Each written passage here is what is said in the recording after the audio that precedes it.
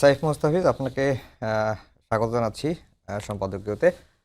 যেটা নিয়ে আলোচনা করছিলাম, যে আজকের দিনটা প্রথম অধিবেশন, প্রথম দিন কেমন হলো সেটি সায়ন্ত ভাই বলছিলেন। তিনি বলছেন সব কিছুই ঠিক আছে, কিন্তু ওয়াকআউট ওয়াকআউট বিরোধী দল করেছে, এটিও তাদের রাইট আছে, কিন্তু ওয়াকআউটের আগে প্ল্যাকার্ড হাতে এবং যে ধরনের স্লোগানগুলো দেওয়া হচ্ছে এটি আসলে শোভন হয়নি, একটু কিছুটা দৃষ্টিকটু হয়েছে, সেটিই বলছেন।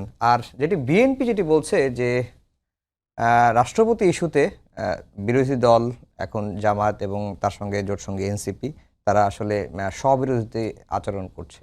কারণ হচ্ছে যে নাহিদ ইসলাম যখন অন্তর্বর্তীকালীন সরকারে ছিলেন, রাষ্ট্রপতির কাছেই তো তিনি শপথ নিয়েছিলেন, তখন তো এই প্রসঙ্গগুলো আসে নাই।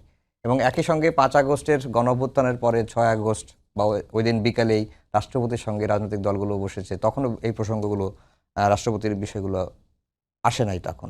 এইটির কারণে তারা বলছেন যে আজকে যা হয়েছে ওয়াকআউটটা ঠিক আছে, কিন্তু বাকি বিষয়গুলো স্ববিরোধিতা।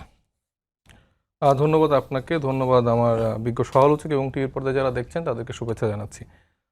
দেখুন, ভাই যে কথাগুলো বললেন সেটার ব্যাখ্যাটা আমি যদি এভাবে বলি যে 5 তারিখে যখন ছাত্র জনতার গণঅভ্যুত্থানের মাধ্যমে শেখ হাসিনা পালিয়ে যায়, সেই সময়টা তো একটা সাংবিধানিক শূন্যতার জায়গা তৈরি হয় এবং কোনো নিয়মকানুনের বলয়ে আমার মনে হয় না কোনো সংবিধান বিশেষজ্ঞ সেক্ষেত্রে ফেলতে পারবে। এবং আমরা তখন দেখেছিলাম যে যেই মুহূর্তে আসলে ছাত্র জনতা বা বাংলাদেশের আপামর জনতা একরকম সিদ্ধান্ত নেওয়ার দিকে যাচ্ছিল, ঠিক সেই সময় আসলে আমাদের যে রাজনৈতিক দলগুলো আছে তারা হচ্ছে যে সেনা বাহিনীর যে প্রধান ছিলেন তার কাছে আসলে দেখা করতে গিয়েছিলেন, বা সেই সময় ধর্ণা ধরার জন্য অন্য কোনো একটা পরিকল্পনা ঘটছিল।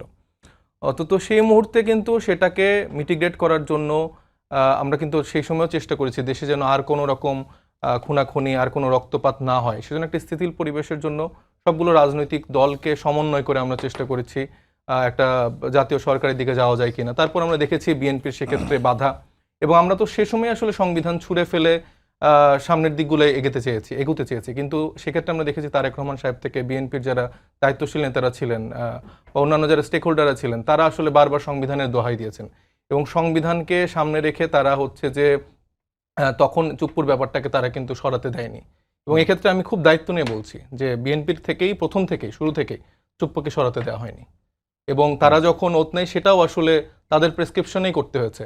এখন ধরেন ডে ওয়ানে যদি আমরা তো জানি যে এই বিএনপি, এই বাংলাদেশ জামাত ইসলামী এবং যারা যারা আছেন তারা আমাদের বন্ধু, এবং আমরা রাজপথে একসাথে লড়াই করেছি। এখন এরকম ক্রাইসিস মোমেন্টে তাদের সাথে কি একটা বিরোধী অবস্থান কতটুকু নেওয়া যায়? যেক্ষেত্রে প্রথমে একটা অবস্থান আমরা নিলাম যখন সেনাবাহিনীর প্রধানের সাথে তারা দেখা করতে গেল, সেখানে কিন্তু আমরা একটা অবস্থান নিয়ে সেই প্রেক্ষাপটটা আমরা পরিবর্তন করেছি। কিন্তু তারপরে প্রত্যেকটা পদক্ষেপে তারা ধরেন যারা মুরব্বীরা আছেন তাদের তো রাজনৈতিক প্রজ্ঞা জ্ঞান আমাদের থেকে অনেক বেশি, তারা যখন বারবার একদিকে আমাদেরকে গাইড করার চেষ্টা করে, সেক্ষেত্রে আমরা কতটা বিরোধিতার জায়গা যেতে পারবো? যদি বিরোধিতা আমরা অবস্থান নিয়ে ফেলতাম সেখানে তো আরেকটা রক্তপাতের দিকে চলে যেত, তখন অভ্যন্তরীণ বিপ্লব প্রতি বিপ্লব এই সিচুয়েশনগুলো তৈরি হতো।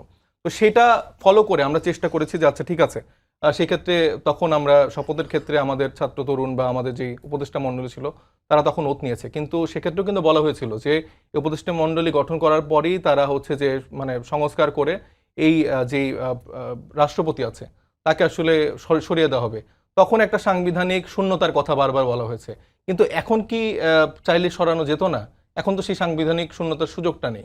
এখন যে সরাবে না সেটাও তো বিএনপি বলে নেই। সরাবে না কেন আমি বলি, হ্যাঁ এখন সরাবে না। আপনি তারা সরাবে ধরেন 6 মাস থেকে 1 বছর, তারা চেষ্টা করবে যে তার মেয়াদটা পূর্ণ করতে। মানে এটা এরকম না যে মানে তাদের লাভের জায়গাটা কোনটা। বিএনপি আসলে চায় যে পরবর্তী যে ইলেকশনটা সেটা আসলে তাদের নিয়োগকৃত যে রাষ্ট্রপতি থাকবে তার অধীনে যেন হয়।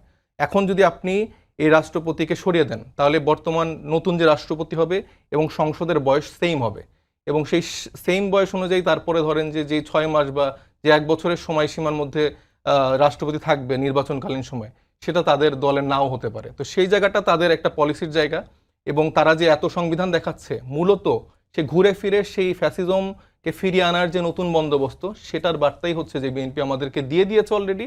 এবং আজকে তো আমরা সংসদ অধিবেশনে দেখলামই যে তারেক রহমান সাহেব, মানে আমি জানি না মির্জা ফখরুল ইসলাম আলমগীর কখনো মানে নিজের দলীয় প্রধানের বক্তব্য শুনেও এরকম টেবিল চাপড়েছে কিনা, এত আনন্দিত হয়েছে কিনা যখন তিনি চুপ্পু সাহেবের বক্তব্য শুনছিল। আবার তারেক রহমানকে দেখছিলাম যে খুব হাস্যোজ্জ্বলভাবে সেটা এনজয় করছে। এটা আমার কাছে লজ্জার লাগে যে এই বেগম খালেদা জিয়াকে এই চুপ্পু নানা রকম কটূক্তি করেছে, নানা রকম অকথ্য ভাষায় কথা বলেছে, তারেক রহমানকে নিয়ে কথা বলেছে। তারা এখন কি বলেছে? রাষ্ট্রপতি যেটাই বলুক না কেন, আপনি যদি আওয়ামী লীগের একজন এরকম প্রতিনিধিকে দিয়ে এগুলো বলান, সেটার মধ্যে আমার মনে হয় না কোনো ক্রেডিট আছে। আচ্ছা।